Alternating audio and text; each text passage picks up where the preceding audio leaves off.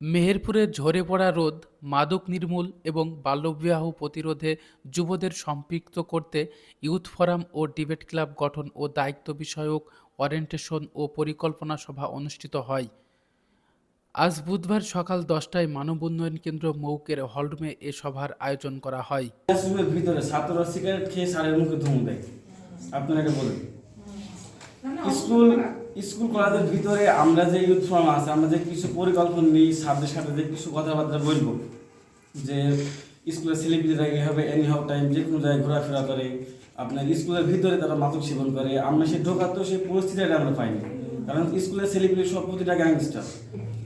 আর এখন মূল যে সমস্যাটা, প্রত্যেকটা স্যার এখন রাজনীতির বিষয়ে জড়িত আছে, মানে তারা যে ছাত্রদের একটা হিট করবে সেটা ভয় করতে পারে না। এইটা আগে দূর করতে হবে। গণস্বাক্ষরতা অভিযানের সহায়তায় এবং মানব উন্নয়ন কেন্দ্র মৌকের আয়োজনে অনুষ্ঠানে সভাপতিত্ব করেন মৌকের নির্বাহী প্রধান আসাদুজ্জামান সেলিম। অনুষ্ঠানে ইয়ুথ ফোরাম ও ডিবেট ক্লাবের কার্যক্রমকে আরও গতিশীল করতে বক্তারা বিভিন্ন দিক নির্দেশনা প্রদান করেন।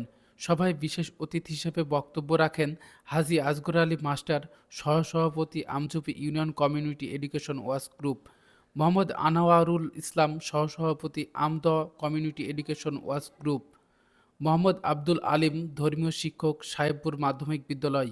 সেখানে আমাদের কি দাবি, সরকারের কাছে আমরা কি চাই, সেই বিষয়ে কিছু যে আমরা কি চাই এটা জিজ্ঞেস করা হয়েছিল। আমরা সেখানে বলেছিলাম যে শিক্ষার মান উন্নয়ন এবং শিশু শ্রম বন্ধ হোক, এবং আমাদের বিতর্ক যাতে আগামীতে অন্যান্য স্কুলেও করা হোক এই ডিবেট, আর অন্যান্য স্কুলের সব স্কুলে যেন এই ডিবেট তৈরি করা হয়। আমরা যেন আরও অন্যান্য স্কুলেও আমরা ডিবেট ক্লাব এবং বিতর্ক অনুষ্ঠান করতে পারি, এটাই আমাদের চাওয়া। তাহলে তো আমাদের ডিসেম্বর মাসে পরিকল্পনাটা করা ভালো ছিল আর কি। আমাদের জানুয়ারি মাস অতিবাহিত হয়ে গেছে এবং ফেব্রুয়ারি মাসের আজকে হয়তো বা 18 তারিখ হয়ে গেছে। এখন এক সপ্তাহের ভেতরে করলে তাও 2 মাসের অধিক চলে যাবে আমাদের। তাহলে আমাদের পরিকল্পনাটা নেওয়ার ভালো ছিল যে ডিসেম্বরের নেওয়ার এবং জানুয়ারি থেকে বাস্তবায়ন করার। সভার শুরুতে বিগত সময়ে ডিবেট ও যুব ফোরামের গৃহীত কর্মসূচি, ফলাফল এবং আগামীতে করণীয় বিষয়ে বিস্তারিত তথ্য উপস্থাপন করেন মৌকের প্রোগ্রাম ম্যানেজার কাজল রেখা। মুক্ত আলোচনায় অংশগ্রহণকারীরা শিক্ষার্থীদের স্কুল থেকে ঝরে পড়া রোধ, মাদকের ভয়াবহতা সম্পর্কে সচেতনতা বৃদ্ধি এবং বাল্যবিবাহ প্রতিরোধে তৃণমূল পর্যায়ে যুবদের ভূমিকা নিয়ে একটি সমন্বিত পরিকল্পনা তৈরি করেন।